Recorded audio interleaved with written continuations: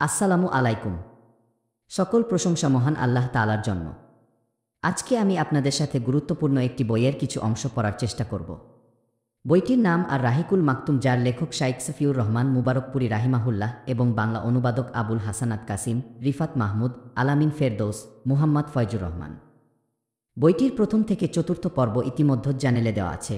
আপনারা চাইলে চ্যানেলের প্লেলিস্ট চেক করতে পারেন অথবা উপরের বাটনে ক্লিক করে শুনে নিতে পারেন। তবে চলুন শুরু করা যাক। জিবরাইলের আগমন এবং ওহী নাজিলের ঘটনা। নবীজি সাল্লাল্লাহু আলাইহি ওয়াসাল্লামের বয়স 40 বছর পূর্ণ হল। এখন তিনি পরিপূর্ণ পরিপক্ব। সাধারণত এই বয়সেই রাসূলদের উপর রিসালাতের দায়িত্ব অর্পণ করা হতো। নবীজির জীবনাকাশে নবুয়তের নক্ষত্র জ্বলজ্বল করে ওঠে।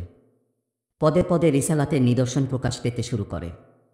তার মধ্যে একটি হচ্ছে সত্য স্বপ্ন, অর্থাৎ তখন স্বপ্নে তিনি যাই দেখতেন তাই বাস্তবে পরিণত হতো।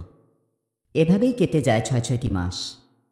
নবুয়তের ব্যক্তি মোট 23 বছর, আর এই 6 মাস নবুয়তের 46 ভাগের 1 ভাগ। নবীজির নিঃসঙ্গতার 3য় বছর রামাদান মাসে আল্লাহ তাআলা পৃথিবীবাসীর প্রতি রহমত বর্ষণের ইচ্ছা করেন, তাই নবীজিকে নবুয়ত প্রদান করা হয়। জিবরিল আলাইহিস সালাম কুরআনুল কারীমের কয়েকটি আয়াত নিয়ে নবীজির কাছে আসেন। সকল দলিল প্রমাণ বিশ্লেষণ করে বোঝা যায় কুরআন নাজিলের প্রথম দিনটি ছিল সোমবার, রামাদানের একদিন রাত। এ হিসেবে খ্রিস্টীয় তারিখ 610 সালের 10 আগস্ট। সেদিন চন্দ্রবর্ষ অনুযায়ী নবীজির বয়স 40 বছর 6 মাস 12 দিন, আর সৌরবর্ষ অনুযায়ী 39 বছর 3 মাস 22 দিন। নবুয়ত প্রাপ্তির এ মহান ঘটনাটি আমরা উম্মুল মুমিনিন আয়েশা রাদিয়াল্লাহু আনহার জবানে শুনব। এ ঘটনার মধ্য দিয়েই ঈমানের প্রদীপ জ্বলে ওঠে, যা কুফর ও শিরকের অন্ধকার দূরীভূত করে বদলে দেয় জীবনের রূপরেখা ও ইতিহাসের গতিপথ। আয়েশা রাদিয়াল্লাহু আনহা বলেন, আল্লাহর রাসূলের কাছে প্রথম যে ওহী আসে তা ছিল ঘুমন্ত অবস্থায় সত্য স্বপ্ন হিসেবে। সে সময় যে স্বপ্নেই তিনি দেখতেন তা একেবারে প্রভাতের আলোর মতো প্রকাশিত হতো। এরপর তার কাছে নির্জনতা ভালো লাগতে শুরু করে। তিনি হেরা গুহায় নির্জনে অবস্থান করেন। সেখানে তিনি ইবাদত বন্দেগীতে সময় কাটাতেন।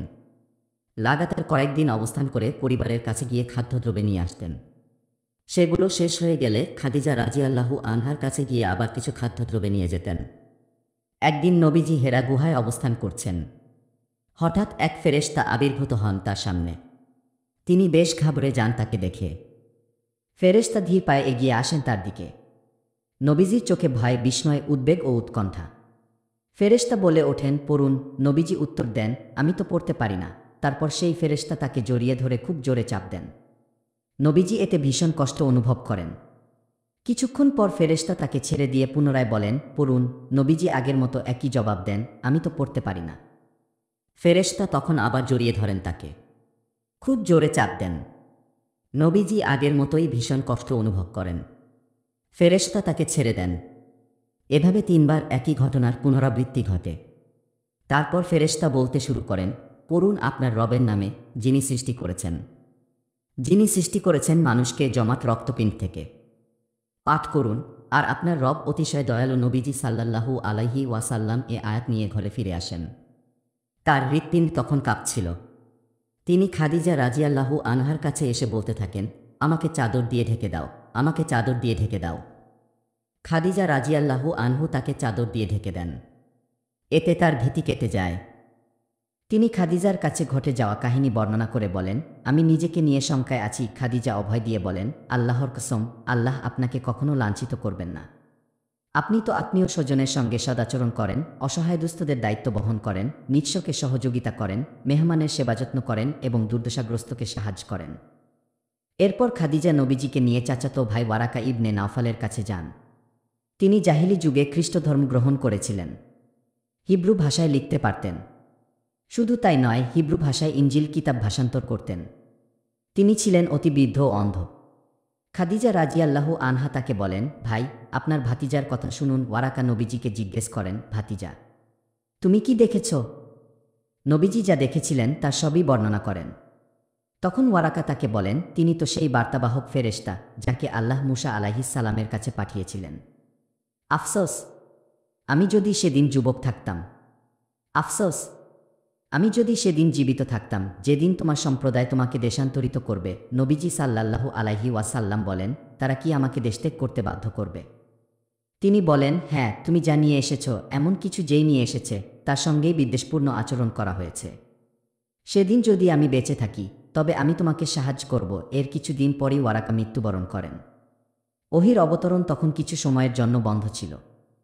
ইমাম তাবারি ও ইবনে হিশামের বর্ণনা থেকে স্পষ্ট হয় যে হঠাৎ ওহি অবতীর্ণ হওয়ার পর নবীজি হেরা গুহা থেকে বের হয়ে আসেন।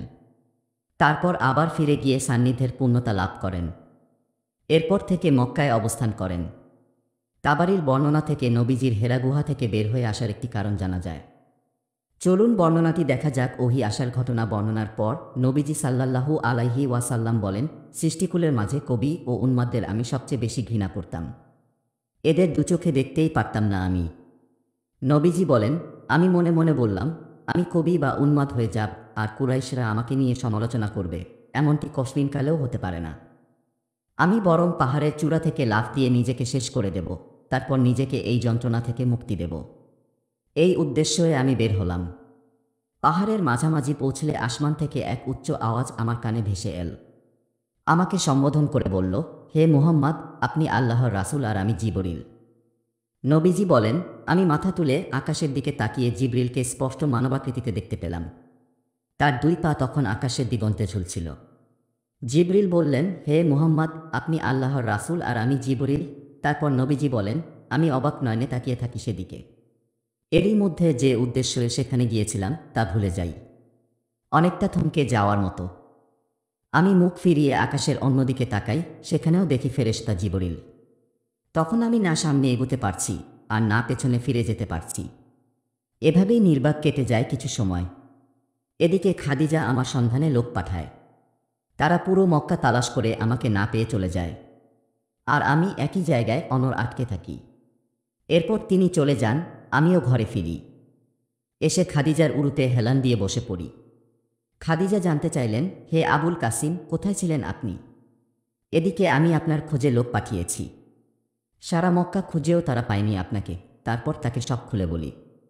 সে অভয় দেয়, হে প্রিয়তম, আপনি সাহস রাখুন। ওই সত্তার কসম যার হাতে খাদিজার প্রাণ, আমি আশাবাদী আপনি এই উম্মতের নবী হতে যাচ্ছেন। তারপর তিনি ওয়ারাকার কাছে গিয়ে সব খুলে বলেন। ওয়ারাকা সমর্থন করে বলেন, এ তো খুবই ভালো কথা। আল্লাহর কসম, তার কাছে যিনি এসেছেন তিনি তো সেই মহান বার্তাবাহক ফেরেশতা যিনি মুসা আলাইহিস সালামের কাছে আসতেন। নিঃসন্দেহে মুহাম্মদ এই উম্মতের নবী। তুমি তাকে গিয়ে বলো সে যেন অবিচল থাকেন, ভেঙে না পড়েন। খাদিজা ফিরে এসে নবীজিকে ওয়ারাকার কথাগুলো জানান। নবীজি সাল্লাল্লাহু আলাইহি ওয়াসাল্লাম জিবরিল আমিনের সান্নিধ্য লাভের পর মক্কায় ফিরলে ওয়ারাকা তার সঙ্গে সাক্ষাৎ করেন। বিস্তারিত বিবরণ শুনে তিনি বলেন, আল্লাহর কসম, নিশ্চয় তুমি এই উম্মতের নবী। তোমার কাছে তিনিই এসেছিলেন যিনি আসতেন মুসা নবীর কাছে। ওহি বন্ধের সময়কাল। ওহি ঠিক কতদিন বন্ধ ছিল? প্রশ্নের জবাবে আব্বাস রাজিয়াল্লাহু আনহুর সূত্রে ইবনে সাদের বর্ণনা থেকে জানা যায় সময়টা ছিল অল্প কয়েকদিন। সার্বিক বিবেচনায় এই মতটিই গ্রহণযোগ্য, বরং সুনির্দিষ্ট বলে মনে হয়। টানা 3 বছর বা 2.5 বছর বন্ধ ছিল মর্মে যে বর্ণনাগুলো প্রচলিত সেগুলো কোনোভাবেই সঠিক নয়। এখানে সেসব নিয়ে দীর্ঘ আলোচনা অপ্রাসঙ্গিক। ওহি বন্ধ থাকার দিনগুলো নবীজি সাল্লাল্লাহু আলাইহি ওয়াসাল্লাম ভীষণ কষ্টে কাটাতেন, বিষণ্ণতা আর হতাশায় ভুগতেন। এ প্রসঙ্গে ইমাম বুখারী রাহিমাহুল্লাহর বর্ণনা এখানে তুলে দিচ্ছি। কিছুদিনের জন্য ওহি বন্ধ থাকে। এতে নবীজি ভীষণ দুশ্চিন্তায় পড়ে যান। দুশ্চিন্তা থেকে মুক্তি পেতে কয়েকবার তিনি পাহাড়ের চূড়ায় গিয়েছিলেন। কিন্তু যখনই তিনি সেখান থেকে লাফ দিতে যাবেন, সাথে সাথে জিবরিল আলাইহিস সালাম তার সামনে আত্মপ্রকাশ করে বলতেন, হে মুহাম্মদ, নিঃসন্দেহে আপনি আল্লাহর রাসূল। এতে নবীজির অস্থিরতা দূর হয়ে যেত। স্বস্তির নিঃশ্বাস ফেলতেন তিনি। ওহি বন্ধ থাকার অবস্থা দীর্ঘায়িত হলেই নবীজি একই উদ্দেশ্যে আবার চলে যেতেন। আর যখনই তিনি পর্বতের চূড়ায় পৌঁছতেন তখনই জিবরিল আলাইহিস সালাম তার সামনে আত্মপ্রকাশ করে আগের সেই কথাগুলোই বলতেন। ওহি নিয়ে দ্বিতীয়বার জিবরাইলের আগমন। ইবনে হাজার রাহিমাহুল্লাহ বলেন, ওহি কিছুদিন বন্ধ রাখা হয়েছিল যেন নবীজি সাল্লাল্লাহু আলাইহি ওয়াসাল্লামের ভয় কেটে যায় এবং দ্বিতীয়বার তার মনে ওহি প্রাপ্তির আকাঙ্ক্ষা সৃষ্টি হয়। এরপর যখন নবীজি পেরেশানি থেকে মুক্ত হন, বাস্তবতা উপলব্ধি করেন এবং নিশ্চিত হন যে মহান আল্লাহর পক্ষ থেকে তাকে নবী হিসেবে মনোনীত করা হয়েছে, তার কাছে এখন থেকে বার্তাবাহক আসবে, তিনি আসমানে সংবাদ তাকে জানাবেন, তখন তার মধ্যে ওহির প্রতি আগ্রহ জন্মায় এবং আকাঙ্ক্ষা তৈরি হয়। তার এই আগ্রহ ও আকাঙ্ক্ষায় পরে ওহির অবতরণ ত্বরান্বিত করে। জিবরিল আলাইহিস সালাম দ্বিতীয়বার তার কাছে আসেন। ইমাম বুখারী রাহিমাহুল্লাহ জাবির ইবনে আবদুল্লাহ রাজিয়াল্লাহু আনহু সূত্রে বর্ণনা করেন, তিনি নবীজিকে ওহী বন্ধের সময়কাল সম্পর্কে বলতে শুনেছেন, একদিন আমি হাঁটছি, হঠাৎ আসমান থেকে একটা শব্দ শুনতে পেয়ে আমি উপরে তাকিয়ে দেখি সেই ফেরেশতা যিনি হেরা গুহায় আমার কাছে এসেছিলেন। আসমান ও জমিনের মাঝে একটি আসনে উপবিষ্ট। এতে আমি ভয় পেয়ে যাই।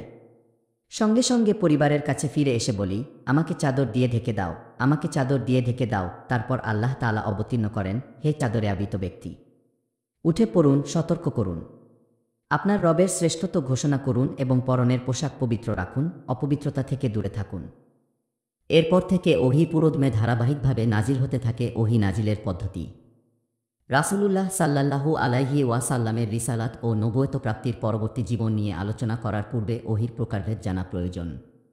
কারণ ওহী হল রিসালাতের উৎস, দাওয়াতের প্রাণ। ইবনেল কাইম রাহিমাহুল্লাহ ওহী নাজিলের 7টি পদ্ধতি বর্ণনা করেছেন। পদ্ধতিগুলো হল: 1. সত্য স্বপ্ন, এর মাধ্যমে নবীজির ওহীর সূচনা হয়। 2. নিজ আকৃতি গোপন রেখে ফেরেশতা নবীজির কলবে ওহী ঢেলে দিতেন। যেমন নবীজি বলেন, জিবরিল আমার হৃদয়ে ফুঁকে দিয়েছেন, রিজিক শেষ না হওয়া পর্যন্ত কেউ মৃত্যুবরণ করবে না। সুতরাং তোমরা আল্লাহকে ভয় করো এবং উত্তমভাবে রিজিক অন্বেষণ করো। রিজিক লাভে দেরি হলে অন্যায় পথে যেও না, কারণ আল্লাহর কাছে যা আছে তা কেবল আনুগত্য দ্বারাই পাওয়া সম্ভব। 3. ফেরেশতা কখনো কখনো মানবাকৃতি ধারণ করে নবীজির সামনে উপস্থিত হতেন। তারপর তাকে সম্বোধন করে কথাবার্তা বলতেন, আর নবীজি তার কথামালা মুখস্থ করে নিতেন। এই স্তরে মাঝে মাঝে সাহাবীরাও তাকে দেখতে পেতেন। রাদিয়াল্লাহু তাআলা আনহু নবীজি ঘণ্টাধ্বনি শুনতে পেতেন। এটি ছিল সবচেয়ে কঠিন পর্যায়, কারণ ফেরেশতা তখন নবীজির সঙ্গে একেবারে মিশে যেতেন। এমন পরিস্থিতিতে প্রচণ্ড শীতের সময়ও নবীজির কপাল বেয়ে ঘাম ঝরত, বাহনের ওপর থাকলে বাহন মাটিতে বসে পড়ত। একবার নবীজির উরু যায়েদ ইবনে সাবিতের উরুর ওপর থাকাকালে ওহী অবতীর্ণ হয়। যায়েদ তখন এতটা ভার অনুভব করেন যে তার মনে হচ্ছিল উরু চূর্ণবিচূর্ণ হয়ে যাচ্ছে। 5. নবীজি ফেরেশতাকে তার নিজস্ব আকৃতিতে দেখতে পেতেন। এরপর আল্লাহ তাআলার ইচ্ছানুযায়ী ওহী অবতীর্ণ হতো। এমনটি 2 বার ঘটেছে। সূরা নাজমে আল্লাহ তাআলা এই বিষয়টি উল্লেখ করেছেন। 6. আল্লাহ নিজে নবীজির উপর ওহী অবতীর্ণ করতেন, যেমনটা হয়েছে আসমানের উপরে মিরাজের রাতে সালাতের রাকাত সংখ্যা ও অন্যান্য বিষয়ে। 6. ফেরেশতাদের মাধ্যম ছাড়া আল্লাহ ও নবীদের মাঝে কথোপকথন, যেমন আল্লাহ তাআলা মুসা আলাইহিস সালামের সঙ্গে কথা বলেছেন। এই স্তরটি কুরআনুল কারীমের আয়াত দ্বারা অকার্যভাবে প্রমাণিত। আর আমাদের নবী মুহাম্মদ সাল্লাল্লাহু আলাইহি ওয়াসাল্লামের সঙ্গে কথোপকথন ইসরা বা মিরাজের হাদিস থেকে প্রমাণিত। কেউ কেউ আরও একটি পদ্ধতি বাড়িয়ে বলেন, 8টি পদ্ধতিতে ওহী নাজিল হয়েছে। 8ম পদ্ধতিতে কোনোরকম পর্দা ব্যতীত সামনাসামনি নবীজির সঙ্গে আল্লাহ তাআলার কথোপকথন হয়েছে। কিন্তু এই অভিমতটি পূর্ববর্তী পরবর্তী সকল আলিমের কাছে বিরোধপূর্ণ। এখানে ওহী নাজিলের 8টি পদ্ধতি নিয়ে সংক্ষেপে আলোচনা করা হলো, যদিও বিশুদ্ধ মতানুসারে 8ম পদ্ধতিটি প্রমাণিত নয়। নবীজির কাঁধে সুমহান দায়িত্ব। আল্লাহ তাআলা বলেন, হে চাদরে আবৃত ব্যক্তি, উঠে পড়ুন, সতর্ক করুন, আপনার রবের শ্রেষ্ঠত্ব ঘোষণা করুন এবং পরনের পোশাক পবিত্র রাখুন, অপবিত্রতা থেকে দূরে থাকুন। অধিক পাওয়ার আশায় দান করবেন না। আর আপনার রবের জন্যই ধৈর্য ধারণ করুন। ওপরের আয়াতগুলোতে নবীজি সাল্লাল্লাহু আলাইহি ওয়াসাল্লামকে বেশ কিছু আদেশ করা হয়েছে। আদেশগুলো বাহ্যত সহজ সরল হলেও এর লক্ষ্যোদ্দেশ্য অত্যন্ত সুদূরপ্রসারী। প্রভাব প্রতিক্রিয়া যথেষ্ট শক্তিশালী ও দীর্ঘমেয়াদী। কারণ সতর্ক করার কারণ, দুনিয়ার বুকে যারা আল্লাহর নির্দেশিত পথে চলে না, তাদেরকে পরকালের ভয়াবহ পরিণাম সম্পর্কে জানিয়ে দেওয়া, যেন তাদের অন্তর কেঁপে ওঠে এবং হৃদয়ে ভয়ভীতির সঞ্চার হয়। রবের বরত্ব প্রকাশের কারণ, পৃথিবীতে যারা ক্ষমতাশীল ব্যক্তিবর্গ আছে তারা অচিরেই নিঃস্ব হয়ে যাবে, তাদের সকল ক্ষমতা হাতছাড়া হয়ে যাবে। সবশেষে পৃথিবীতে টিকে থাকবে কেবল এক আল্লাহর বরত্ব। পবিত্র থাকা এবং অপবিত্রতা থেকে দূরে থাকতে বলার কারণ হচ্ছে তিনি যেন নিজেকে ভেতর ও বাহির উভয় দিক থেকে পবিত্র রাখেন, সবরকম আত্মিক দোষত্রুটি থেকে মুক্ত হয়ে আত্মশুদ্ধির চূড়ান্ত স্তরে পৌঁছে যান এবং এতটা পূর্ণতা ও পরিপক্কতা অর্জন করেন যেন একজন মানুষ হিসেবে তিনি আল্লাহর অবারিত রহমত, তত্ত্বাবধান ও নির্দেশনা লাভের উপযুক্ত হন। এভাবে তিনি এক পর্যায়ে মানব সমাজের জন্য সর্বোত্তম দৃষ্টান্তে পরিণত হন। তখন বিশুদ্ধ অন্তর্মাত্রই তার প্রতি আকৃষ্ট হবে এবং তিনিও তার ভাবগাম্ভীর্য দ্বারা বক্র হৃদয়ের প্রবণতাগুলো ধরতে পারবেন। এভাবে একসময় সমগ্র দুনিয়া তার কাছে এসে ধরা দেবে। নিজের অবদানের মোহে না পড়ার অর্থ হচ্ছে তিনি তার কার্যক্রম ও তেগ তিতিক্ষাকে বিশাল কিছু মনে না করে একের পর এক কাজ করে যাবেন, পরিশ্রম, কুরবানি ও আত্মোৎসর্গ করতে থাকবেন। এরপর আবার সেসব ভুলে গিয়ে আল্লাহর প্রতি এতটাই মনোনিবেশ করবেন যেন নিজের ওইসব দান ও অবদানের কথা মনেই না পড়ে। শেষ আয়াতে ইঙ্গিত করা হয়েছে অচিরেই তিনি তার প্রতিপক্ষের কাছ থেকে বিরোধিতা, হাসিতামাশা ও ঠাট্টাপহাসের শিকার হবেন। তাকে ও তার সঙ্গীদের মেরে ফেলার চক্রান্ত করা হবে। তার পাশে দাঁড়ানো মুমিনরা ভয়ঙ্কর বিপদের সম্মুখীন হবে। এমন সব পরিস্থিতিতে আল্লাহ তাআলা সবাইকে ধৈর্য ধারণের আদেশ করেছেন। এটা ব্যক্তিগত কোনো স্বার্থে নয়, বরং আল্লাহর সন্তুষ্টির জন্যই। আল্লাহু আকবার। ওপরের আদেশগুলো বাহ্যিকভাবে অনেকটা সরল, পালনের দিক থেকেও কত সহজ, কিন্তু আসলে এই বিষয়গুলো অনেক ব্যাপক আর তাৎপর্যপূর্ণ। মৌলিকভাবে উল্লেখিত আয়াতগুলো দাওয়াত ও তাবলীগের বিষয়গুলি ধারণ করে। কারণ সতর্ক করা বা ভীতি প্রদর্শন থেকে বোঝা যায় দুনিয়ায় যে কাজগুলো সংঘটিত হচ্ছে অচিরেই তার কর্তারা নিজ নিজ কৃতকর্মের প্রতিদান পাবে। যেহেতু দুনিয়ায় মানুষের সকল কাজের প্রতিফল দেওয়া হয় না, বরং কিছু কিছু ক্ষেত্রে তা সম্ভব নয়, সুতরাং ভীতি প্রদর্শন অপার্থিব একটি দিনের দাবি রাখে। আর সেই দিনটিকেই কিয়ামতের দিন, বিচারের দিন, হাসরের দিন ইত্যাদি নামে অভিহিত করা হয়। আর এজন্য পার্থিব জীবনের বাইরে এক বিশেষ জীবন আবশ্যক। সবগুলো আয়াত বান্দার কাছে এটাই দাবি করে যে বান্দা আল্লাহর একত্বের স্বীকৃতি দেবে, সকল বিষয় তার কাছে ন্যস্ত করবে, আত্মতুষ্টিতে ভুগবে না কখনো, প্রবৃত্তির তাড়না ভুলে গিয়ে আল্লাহর সন্তুষ্টিকে গুরুত্ব দেবে, নিজের ভালো বা মন্দ লাগা আল্লাহর নির্দেশনা অনুযায়ী ঠিক করবে এবং সকল পরিস্থিতিতে কেবল তারই ওপর নির্ভর করবে। এ হিসেবে আল্লাহর দিকে আহ্বানের উপজীবে হবে তাওহীদ বা একত্ববাদ। শেষ দিবসের প্রতি ঈমান আত্মশুদ্ধি, যা কল্যাণকর ও ভালো কিছু অর্জনে সহায়ক হওয়ার পাশাপাশি এমন সব অন্যায় ও অশ্লীলতা পরিহারে প্রেরণা যোগায় যেগুলো মন্দ পরিণতির দিকে নিয়ে যায়। সব কিছু আল্লাহর হাতে ন্যস্ত করা। আর এসব কিছুর পূর্বশর্ত হল মুহাম্মদ সাল্লাল্লাহু আলাইহি ওয়াসাল্লামের রিসালাতের প্রতি ইমান রাখা এবং তার অনুপম নেতৃত্ব ও অসামান্য নির্দেশনা মেনে চলা। উক্ত আয়াতসমূহ থেকে আরও বোঝা যায় নবীজিকে সুউচ্চ কণ্ঠে এই মহান বিষয়ের ঘোষণা দিতে আদেশ করা হয়েছে। তাকে ঘুমের আরাম ও কম্বলের উষ্ণতা ছেড়ে তিতিক্ষা ও কষ্টের দিকে ধাবিত হতে বলা হয়েছে। হে চাদরে আবৃত ব্যক্তি, উঠে পড়ুন, সতর্ক করুন। যেন তাকে বলা হচ্ছে যে ব্যক্তি শুধু নিজের জন্য বেঁচে আছে সে আরামে থাকতেই পারে, কিন্তু যার ওপর গুরুদায়িত্ব অর্পণ করা হয়েছে তার আবার ঘুম কিসের, স্বস্তি কিসের? অন্য বিছানার সাথে তার কোনো সম্পর্ক থাকতে পারে না। শান্তির জীবন আর ভোগবিলাস তার জন্য নয়, বরং আপনি উঠে ওই মহান দায়িত্ব গ্রহণ করুন যা আপনার অপেক্ষায় রয়েছে। সেই বোঝা কাঁধে তুলুন যা আপনার জন্য প্রস্তুত করা হয়েছে। ধাবিত হন কষ্ট, পরিশ্রম আর মুজাহাদার দিকে। উঠে পড়ুন, ঘুমের সময় আর নেই। এখন লাগাতার বিনিদ্র রজনী কাটানোর সময়, দীর্ঘ কষ্ট সহ্য করে নেওয়ার সময়। তাই আপনি উঠে সেসবের প্রস্তুতি গ্রহণ করুন। সন্দেহ নেই উল্লেখিত নির্দেশগুলো যথেষ্ট ভারী ও ভীতিকর, যা নবীজি সাল্লাল্লাহু আলাইহি ওয়াসাল্লামকে ঘরের আরামদায়ক বিছানা থেকে তুলে এনেছে, দাঁড় করিয়ে দিয়েছে মানুষের বোধ এবং জীবনের বাস্তবতার সংঘাতময় পরিস্থিতির সামনে। নবীজি 20 বছরেরও বেশি সময় ধরে এ মহান দায়িত্ব পালন করে যান। দীর্ঘ এ সময় তিনি কখনো বিশ্রাম নেননি, স্বস্তির নিঃশ্বাস ফেলেননি। নিজের জন্য কিংবা পরিবারের জন্য কিছু করেননি। অবিরত মানুষকে আল্লাহর দিকে ডেকেছেন, নিজের কাঁধে বিরাট বোঝা বয়ে গেছেন, কখনো সামান্য নুয়ে পড়েননি। পৃথিবীর মহান আমানতের বোঝা, সমগ্র মানবজাতির বোঝা, আকিদা বিশ্বাসের বোঝা, বিভিন্ন পরিস্থিতিতে কষ্ট ও যাতনার বোঝা ছিল তার একার কাঁধে। নিরবচ্ছিন্নভাবে চলা যুদ্ধের ময়দানে তিনি 20 বছরেরও বেশি সময় লড়াই করে গেছেন। তার উপর এই মহান দায়িত্ব অর্পণের পর থেকে এত লম্বা সময়ে কখনো কোনো কারণে তিনি সাময়িক বিরতিও নেননি।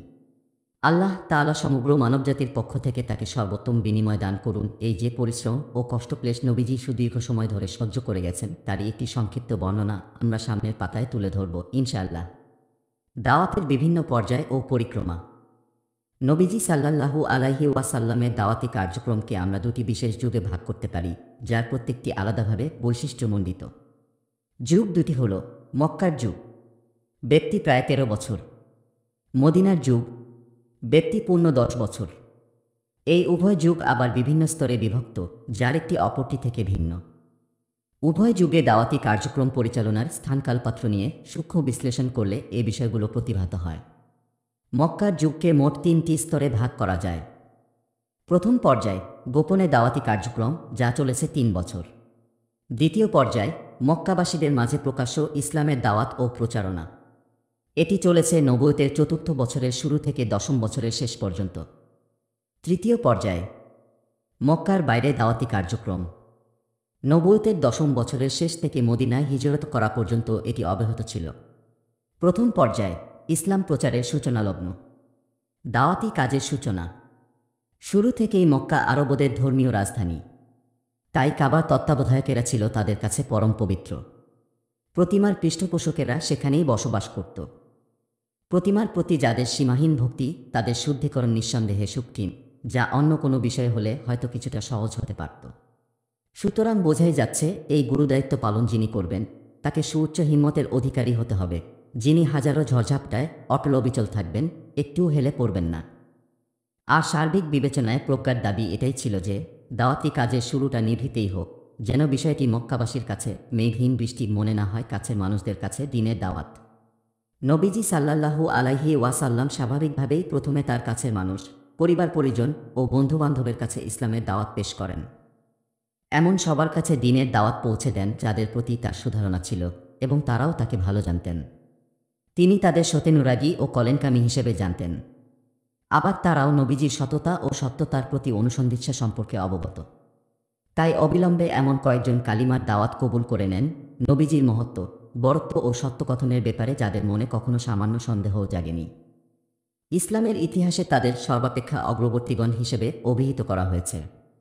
তাদের মাঝে সবার আগে ছিলেন উম্মুল মুমিনিন খাদিজা বিনতু খুয়াইলিদ রাদিয়াল্লাহু আনহা, নবীজির কৃতদাস জাইদ ইবনেল হারিসা ইবনি সুরাহবিল আল কালবি, অন্তরঙ্গ বন্ধু আবু বকর ও চাচাতো ভাই আলী ইবনে আবি তালিব। তিনি তখন নবীজির তত্ত্বাবধানে থাকা ছোট্ট এক বালক। দাওয়াতি মেহনতের প্রথম দিবসেই তারা সবাই ইসলাম গ্রহণের সৌভাগ্য অর্জন করেন। এরপর আবু বকর রাদিয়াল্লাহু আনহু পুরো উদ্যমে দাওয়াতি কাজ শুরু করে দেন। তিনি ছিলেন নম্রভদ্র, সদাচারী, সচ্চরিত্র ও সকলের প্রিয়পাত্র। তার জ্ঞান, প্রজ্ঞা, অভিজ্ঞতা এবং উত্তম আচরণ ও বিশুদ্ধ উচ্চারণের কারণে স্বজাতির অনেকেই তার কাছে আসত। এই সুযোগে তার প্রতি আস্থাশীল কয়েকজনকে তিনি দিনের দাওয়াত দেন। এতে উসমান ইবনে আফফান আলুমাবি, জুবাইর ইবনেল আওম আসাদি, আব্দুর রহমান ইবনে আউফ, সাদ ইবনে আবি ওয়াক্কাস, তালহা ইবনে উবাইদিল্লাহ আত্তাইমি কালিমার দাওয়াত কবুল করেন। 8 জনের এই দলটি সবার আগে ইসলাম গ্রহণ করেন। এজন্য তাদের ইসলামের অগ্রপথিক বলা হয়। প্রথম দিকে ইসলামের ছায়াতলে যারা এসেছেন, বিলাল ইবনে রবাহ আল হাবশিও তাদের একজন। তারপর আসেন এই উম্মতের সবচেয়ে বিশ্বস্ত ব্যক্তি, বনু হারিস ইবনে ফিহরের কৃতি সন্তান আবু উবাইদা আমির ইবনেল জাররা, আবু সালামা ইবনে আব্দিল আসাদ, আরকাম ইবনে আবিল আরকাম আল মাকজুমি, উসমান ইবনে মাজুন ও তার 2 ভাই কুদামা ও আবদুল্লাহ। উবাইদা ইবনেল হারিস ইবনি আব্দিল মুত্তালিব ইবনি আব্দি মানাফ, সাইদ ইবনে জাইদ আলাদাবি ও তার স্ত্রী ফাতিমা বিনতুল খাত্তাব আলাদাবিয়া, খাব্বাব ইবনেল আরত, আবদুল্লাহ ইবনে মাসুদ আল হুজালি সহ আরও অনেকে। তারা হলেন সর্বাপেক্ষা অগ্রবর্তী। প্রত্যেকেই কুরাইশ গোত্রের অন্তর্ভুক্ত।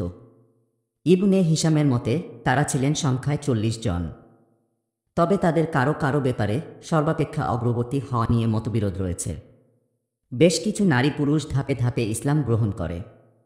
এরপর একটা সময় মক্কায় ইসলামের খবর ছড়িয়ে পড়ে, নানারকম আলোচনা সমালোচনা শুরু হয়। তখন তারা সকলেই গোপনে ইসলাম গ্রহণ করেন। আল্লাহর রাসূল সাল্লাল্লাহু আলাইহি ওয়াসাল্লাম তাদের নিয়ে লোকচক্ষুর অন্তরালে একত্রিত হতেন, প্রয়োজনীয় ধর্মীয় নির্দেশনা দিতেন। কারণ তখনও দাওয়াতি কার্যক্রম ব্যক্তিকেন্দ্রিক ও অপ্রকাশ্যই চলছিল। সূরা মুদ্দাসসিরের প্রথম আয়াতগুলো অবতীর্ণ হওয়ার পর ওহীর ধারাবাহিকতা অব্যাহত থাকে। এ সময় যে আয়াত ও সূরার অংশগুলো অবতীর্ণ হতো তা ছিল ছোট ছোট ও ছন্দবদ্ধ। শেষ হতো খুব চমৎকারভাবে। এর প্রশান্ত ও আকর্ষণীয় অন্তমিল কোমল এক আবহের সঙ্গে মিলিয়ে যেত। জান্নাত ও জাহান্নামের দৃশ্য ভেসে বেড়াত চোখের সামনে। কুরআন তিলাওয়াতের মাধ্যমে মুমিনরা যেন চলে যেত অন্য এক জগতে, চারপাশের কোলাহল থেকে দূরে, বহু দূরে। দিনে 2 ওয়াক্ত সালাত। মুকাতিল ইবনে সুলাইমান বলেন, ইসলামের শুরুর দিকে আল্লাহ তাআলা সকাল সন্ধ্যা 2 ওয়াক্ত সালাত ফরজ করেন। কুরআনুল কারীমের আয়াত থেকে এমনটিই বোঝা যায়। আল্লাহ তাআলা বলেন, আপনি সকাল ও সন্ধ্যায় আপনার রবের প্রশংসাসহ তাসবিহ পাঠ করুন। ইবনে হাজার বলেন, ইসরা সংঘটিত হওয়ার পূর্বে যে আল্লাহর রাসূল সাল্লাল্লাহু আলাইহি ওয়াসাল্লাম ও তার সাহাবীরা সালাত আদায় করতেন তা মোটামুটি নিশ্চিত। তবে ৫ ওয়াক্ত সালাত ফরজ হওয়ার পূর্বে অন্য কোনো ফরজ সালাত ছিল কিনা তা নিয়ে দ্বিমত রয়েছে। কেউ কেউ বলেছেন সূর্যোদয় ও সূর্যাস্তের পূর্বে ২ ওয়াক্ত সালাত ফরজ ছিল। হারিস ইবনে উসামা ইবনে লাহিয়া সূত্রে জাইদ ইবনেল হারিসা থেকে বর্ণনা করেন যে ওহী নাজিলের প্রথম দিকে জিবরিল আলাইহিস সালাম এসে আল্লাহর রাসূল সাল্লাল্লাহু আলাইহি ওয়াসাল্লামকে ওযু করা শিখিয়ে দেন। ওযু শেষ করার পর নবীজি এক অঞ্জলি পানি নিজের নিম্নাঙ্গের ওপর ছিটিয়ে দেন। একই রকম ইবনে মাজাহর বর্ণনাও পাওয়া যায়। বারা ইবনে আজিব ও ইবনে আব্বাস থেকেও কাছাকাছি অর্থের হাদিস বর্ণিত হয়েছে। ইবনে আব্বাসের হাদিসে বলা হয়েছে সেটি ছিল প্রথম ফরজ। ইবনে হিশাম উল্লেখ করেন আল্লাহর রাসূল সাল্লাল্লাহু আলাইহি ওয়াসাল্লাম ও তার সাহাবীরা সালাতের সময় হলে নির্জন পাহাড়ের উপত্যকায় গিয়ে লোকচক্ষুর আড়ালে সালাত আদায় করতেন। আবু তালিব একবার আল্লাহর রাসূল ও আলী রাজিয়াল্লাহু আনহুকে সালাত আদায় করতে দেখে এ বিষয়ে জানতে চান। বিষয়টির গুরুত্ব ও তাৎপর্য বুঝতে পেরে তিনি তাদের অবিচল থাকতে বলেন। কুরাইশদের কানে ইসলামের বাণী। বাস্তবতার বিভিন্ন দিক বিশ্লেষণ করলে স্পষ্ট হয় যে দাওয়াতের এই স্তরটি যদিও অপ্রকাশ্য ও ব্যক্তিবিশেষে সীমাবদ্ধ ছিল, তারপরও এর সংবাদ একসময় কুরাইশদের কানে পৌঁছে যায়। কিন্তু প্রথম দিকে তারা এ বিষয়টি নিয়ে মোটেও মাথা ঘামায়নি। মুহাম্মদ আল গাজালি রাহিমাহুল্লাহ বলেন, লোকমুখে ইসলামী দাওয়াতের কথা কুরাইশদের কানে গেলে তারা প্রথমে এটাকে খুব একটা গুরুত্ব দেওয়ার প্রয়োজন মনে করেনি। সম্ভবত তারা নবীজি সাল্লাল্লাহু আলাইহি ওয়াসাল্লামকে সাধারণ ধার্মিকদের মতো মনে করেছিল, যাদের সকল ধর্মীয় আলাপ বৈরাগ্যবাদ ও সংসার বিরাগের পরিমণ্ডলে সীমাবদ্ধ থাকত। এমন হয়ে থাকলে তাদের দুশ্চিন্তার কিছু নেই, কারণ তার আগেও অনেকে এ ধরনের মতবাদ প্রচার করেছে, যেমন উমাইয়া ইবনে আবিসালত, কাইস ইবনে সাআদা, আমর ইবনে তুফাইল এবং আরও অনেকে। তবে কিছুদিন যেতে না যেতেই তাদের ভুল ভাঙে। নবীজির প্রকৃত অবস্থা এবং ইসলাম ও তার দাওয়াতি কার্যক্রমের গতি প্রকৃতি জেনে তারা রীতিমতো আটকে ওঠে। এরপর থেকে সময়ের সাথে তাল মিলিয়ে নবীজির সার্বিক পদক্ষেপ ও দাওয়াতি কার্যক্রমের ব্যাপারে নজরদারি বাড়িয়ে দেয় তারা। ৩ বছর পর্যন্ত এ দাওয়াতি কার্যক্রম গোপনে ও ব্যক্তিবিশেষের মধ্যেই সীমাবদ্ধ থাকে। এরই মধ্যে মুমিনদের এমন একটি দল তৈরি হয়ে যায় যাদের সম্পর্কের ভিত্তি ছিল গভীর ভ্রাতৃত্ববোধ ও পারস্পরিক সাহায্য সহযোগিতার উপর, এবং যারা রিসালাতের দাওয়াত সর্বত্র পৌঁছে দিতে সদা প্রস্তুত। এমন একটি দল গড়ে উঠলে নবীজির কাছে আল্লাহর পক্ষ থেকে আদেশ চলে আসে তিনি যেন স্বজাতির কাছে প্রকাশ্য দাওয়াত পৌঁছে দেন। তাদের সকল বিভ্রান্তি ও প্রতিমাপ্রীতির অসারতা তুলে ধরেন। দ্বিতীয় পর্যায়ে মক্কার বুকে প্রকাশ্য দিনের দাওয়াত। দিন প্রচারে আল্লাহর আদেশ। কুরআনুল কারিমে দিনের দাওয়াত বিষয়ক আল্লাহ তাআলার প্রথম বাণী, আর আপনি আপনার নিকট আত্মীয়দের সতর্ক করুন, এটি সূরা শুআরার আয়াত। এ সূরার শুরুতে মূসা আলাইহিস সালামের ঘটনা উল্লেখিত হয়েছে, যাতে তার নবুয়ত প্রাপ্তি থেকে শুরু করে বনি ইসরাইল সহ তার হিজরত, ফিরাউন ও তার জাতির হাত থেকে মুক্তি এবং পরিশেষে ফিরাউনের দলবল ডুবে মরা পর্যন্ত বিভিন্ন বিষয়াদি ফুটে উঠেছে। ফিরাউন ও তার জাতিকে দিনের দাওয়াত দিতে গিয়ে মূসা আলাইহিস সালাম যেসব পরিস্থিতির সম্মুখীন হয়েছেন এই সূরায় তার সবই উঠে এসেছে। আমার মনে হয় আল্লাহ তাআলা নবীজি সাল্লাল্লাহু আলাইহি ওয়াসাল্লামকে দাওয়াতের আদেশ দেওয়ার সময়ই এ বিবরণ তুলে ধরেছেন, যেন প্রকাশ্য দাওয়াত পরবর্তী পরিস্থিতি তার সামনে থাকে এবং তিনি বুঝে শুনে দাওয়াতি কার্যক্রম চালাতে পারেন। স্বজাতির লোকদের মিথ্যাচার ও অত্যাচার যেন তাকে তার মিশন থেকে বিরত রাখতে না পারে। মূসা আলাইহিস সালামের পাশাপাশি এই সূরায় নূহ, আদ, শামুদ, ইব্রাহিম ও লূত আলাইহিমুস সালামের জাতি এবং আইকাবাসীদের মধ্য থেকে যারা রাসূলদের মিথ্যা প্রতিপন্ন করেছে তাদের পরিণতিও আলোচিত হয়েছে। সেসব আলোচনা এবং বিশেষত ফিরাউন ও তার জাতি সম্পৃক্ত বিষয়গুলো থেকে স্পষ্ট হয়ে ওঠে অদূর ভবিষ্যতে যারা মিথ্যা প্রতিপন্ন করবে তারা যেন তাদের পরিণতি সম্পর্কে ধারণা পায়, এবং যারা অব্যাহতভাবে মিথ্যাচার করেই যাবে তারাও যেন আল্লাহর আযাবে আক্রান্ত হওয়ার বিষয়টি জেনে নেয়। সর্বোপরি মুমিনরাও যেন বিশ্বাস রাখে যে উত্তম পরিণতি তাদের জন্যই, মিথ্যাবাদীদের জন্য নয়। আপনজনদের কাছে দিনের দাওয়াত। প্রকাশ্য দাওয়াত সম্পর্কিত আয়াত অবতীর্ণ হওয়ার পর নবীজি সাল্লাল্লাহু আলাইহি ওয়াসাল্লাম বনু হাশিমকে দাওয়াত দেন।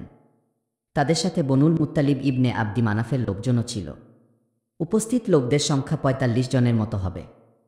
নবীজি কথা শুরু করবেন এমন সময় আবু লাহাব বলতে শুরু করে, এখানে যারা আছে তারা সকলেই তোমার চাচা কিংবা চাচাতো ভাই, তাই ভনিতা না করে যা বলার স্পষ্ট করেই বলো।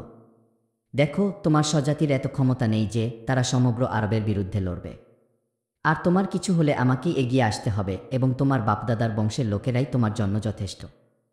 আর এখন যা করছো তা যদি চালিয়েই যাও তাহলে কুরাইশ গোত্রগুলোর জন্য তোমাকে আক্রমণ করা সহজ হয়ে যাবে। সমগ্র আরব জাতিও তাদের সাহায্য করবে। তুমি যেভাবে নিজের বাপদাদাদের বিপদের মুখে ঠেলে দিচ্ছ এমনটা কখনো করতে দেখিনি কাউকে। এসব শুনে নবীজি চুপ হয়ে যান। কোনো কথা না বলে চলে আসেন সেই মজলিস থেকে। নবীজি দ্বিতীয়বার তাদের সম্বেত করে বলেন, সকল প্রশংসা আল্লাহর। আমি তার গুণগান করছি, তার কাছে সাহায্য প্রার্থনা করছি, তার প্রতি বিশ্বাস স্থাপন করছি, তার ওপর ভরসা করছি।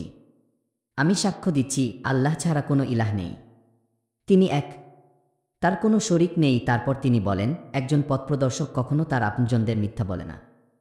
ওই আল্লাহর শপথ, যিনি ছাড়া কোনো ইলাহ নেই, আমি বিশেষভাবে তোমাদের জন্য এবং সাধারণভাবে সকলের জন্য আল্লাহর পক্ষ থেকে প্রেরিত রাসূল। কসম আল্লাহর, তোমরা যেভাবে ঘুমাও সেভাবে একদিন মারা যাবে, আবার যেভাবে ঘুম থেকে জেগে ওঠো সেভাবেই একদিন পুনরুত্থিত হবে। তোমাদের প্রতিটি কাজের হিসেব নেওয়া হবে, এরপর প্রতিদান হবে স্থায়ী জান্নাত বা জাহান্নাম। এসব কথা শুনে আবু তালিব বলেন, আমাদের কাছে তোমাকে সাহায্য করা কতটা প্রিয়, তোমার উপদেশ কতটা গুরুত্বপূর্ণ, অথবা তোমার কথার সত্যায়ন কতটা জরুরি, এসব জানতে চাওয়ার দরকার নেই। এখানে তোমার বাবার বংশের সকলেই রয়েছে, আমিও তাদেরই একজন। তবে হ্যাঁ, তোমার চাওয়া পাওয়ার ক্ষেত্রে আমি সবার আগে থাকব। তাই যেসব ব্যাপারে তোমাকে আদেশ করা হয়েছে তাতে তুমি অবিচল থাকো। আমি অবশ্যই তোমাকে সাহায্য সহযোগিতা করব। কিন্তু আমার মন আব্দুল মুত্তালিবের ধর্ম ছাড়তে সায় দেয় না। আবু লাহাব বলে, নিঃসন্দেহে এটা ফিততা। অন্যরা তাকে থামানোর আগে, ভালো চাও তো তোমরাই থামিয়ে দাও। জবাবে আবু তালিব বলেন, আল্লাহর কসম, আমি যতদিন বেঁচে আছি কেউ তাকে একটা টোকাও দিতে পারবে না। সুপ্রিয় শ্রোতা মণ্ডলী, পঞ্চম পর্বের ভিডিও আজকের মতো এখানেই শেষ করছি। ষষ্ঠ পর্বটি শুনতে আমাদের চ্যানেল ভিজিট করুন। ধন্যবাদ আমাদের পাশে থাকার জন্য।